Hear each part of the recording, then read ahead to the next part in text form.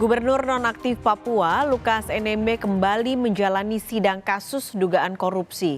Sidang akan mendengarkan terlebih dulu laporan kesehatan NMB setelah penahanan NMB sebelumnya sempat dibantarkan selama 2 minggu di rumah sakit. Sebelumnya, NMB menjalani pemeriksaan kesehatan dan perawatan di RSPAD Gatot Subroto. Hakim mengabulkan permohonan NMB untuk mendapatkan penanganan medis yang optimal. Pada sidang hari ini, Jaksa Penuntut Umum akan membacakan resume medis Lukas setelah ditangani dokter. Laporan kesehatan ini akan jadi dasar hakim untuk menentukan apakah sidang bisa dilanjutkan ke tahap selanjutnya, yakni pemeriksaan saksi. Lebih lengkap soal kondisi kesehatan Gubernur Papua nonaktif Lukas NMB di persidangan langsung akan disampaikan jurnalis Kompas TV Triksi Valencia di Pengadilan Tipikor Jakarta.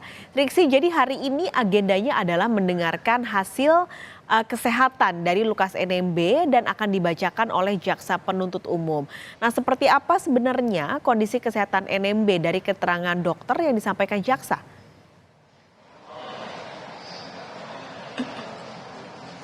Ya, Pak Skalis, tadi kalau dari resume medis yang disampaikan oleh Jaksa Penuntut Umum, yakni dokter KPK yang sudah melakukan pemeriksaan sebelum Lukas NMB atau terdakwa ini dibawa dari rutan KPK ke Pengadilan Tindak Pidana Korupsi yang ada di Jakarta Pusat ini menyatakan bahwa Lukas NMB dalam keadaan sehat sehingga bisa mengikuti jalannya persidangan.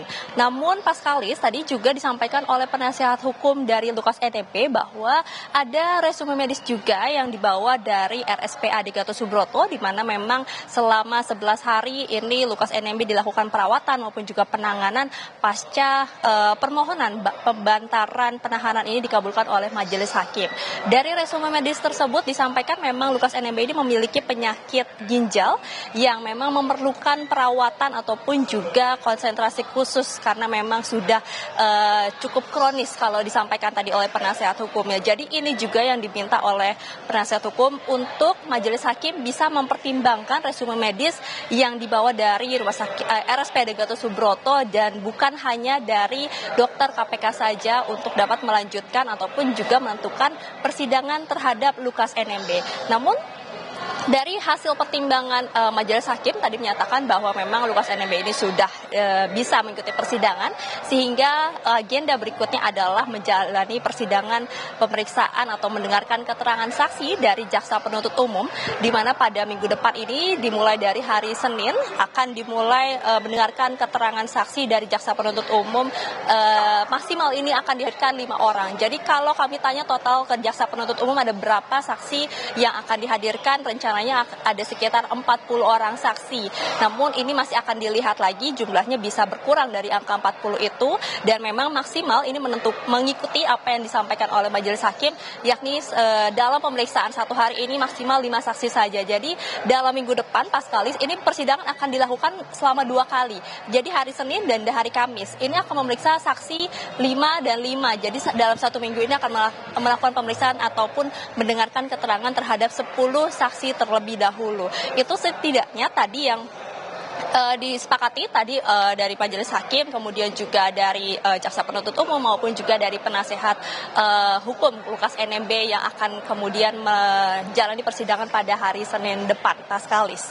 Lalu yang juga tadi disampaikan oleh penasehat hukum Lukas NMB adalah terkait permohonannya untuk memperpanjang masa koordinasi maupun juga konsultasi terhadap kliennya Lukas NMB, karena kalau mengikuti SOP yang ada di rutan KPK ini hanya diperbolehkan 2 jam saja pertemuan dalam waktu 1 minggu. Itu merupakan aturan yang memang sudah berlaku bukan hanya bagi pengacara saja ataupun juga kunjungan dari keluarga saja, bahkan dari pihak KPK sendiri ataupun penyidik maupun juga Jaksa Penuntut Umum untuk melakukan pemeriksaan terhadap terdakwa ini juga mengikuti SOP yang berlangsung. Jadi memang hanya 2 jam saja. Ini yang tadi diminta oleh penasihat hukum untuk bisa diberikan waktu lebih, untuk bisa tambah jam bertemu atau koordinasinya, mengingat ini sudah akan memasuki agenda pemeriksaan ataupun juga mendengarkan keterangan saksi atau berkas perkara yang cukup banyak sehingga memerlukan koordinasi yang lama begitu. Jadi hanya 2 jam saja ini dirasa tidak cukup, akan tetapi memang dari pertimbangan majelis hakim adalah mengikuti aturan yang sudah berlaku meskipun juga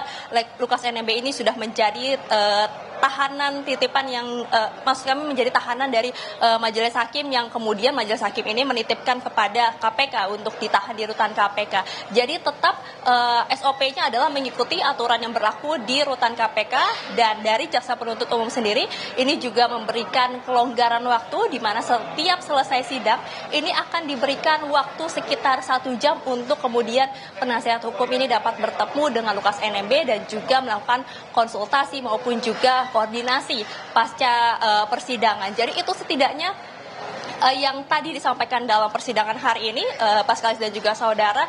Jadi nanti kita akan melihat bagaimana persidangan Senin depan yang sudah akan masuk ke dalam pemeriksaan saksi-saksi dari jaksa penuntut umum. Paskalis. Triksi, ini dari 40 saksi ini apakah ada keterangan dari tim kuasa hukum, dari JPU ada berapa, atau dari kuasa hukum NMB ini ada berapa, Triksi?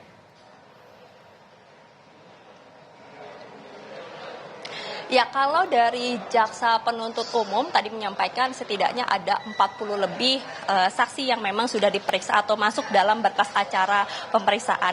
Namun dalam persidangannya nanti akan melihat kembali apakah akan dihadirkan benar 40 saksi tersebut atau justru bisa kurang setelah mendengarkan keterangan-keterangan saksi yang dirasa sudah cukup atau sudah memberikan informasi yang mumpuni untuk menguatkan apa yang menjadi dakwaan dari jaksa penuntut umum. Lalu kemudian kalau dari penasihat hukum tadi disampaikan setidaknya ada 140 lebih saksi yang diperiksa atau masuk dalam berkas acara pemeriksaan dari penasihat hukum. Namun nanti yang akan dihadirkan ini akan melihat lagi bagaimana jalannya persidangan. Untuk lebih detailnya, Paskalis dan juga saudara, kita akan dengarkan keterangan dari penasihat hukum Lukas NMB OC Kaligis berikut ini. Jadi enggak, kan kita lihat dari 184, tapi nggak mungkin ya kalau 184 kan pertanyaannya cuma berapa kok kasih duit kepada Lukas, cuma itu aja kan. Dalam rangka apa? Suap atau katakanlah gratifikasi. Kalau gratifikasi kan mesti dikembalikan katanya, kalau itu teorinya ya.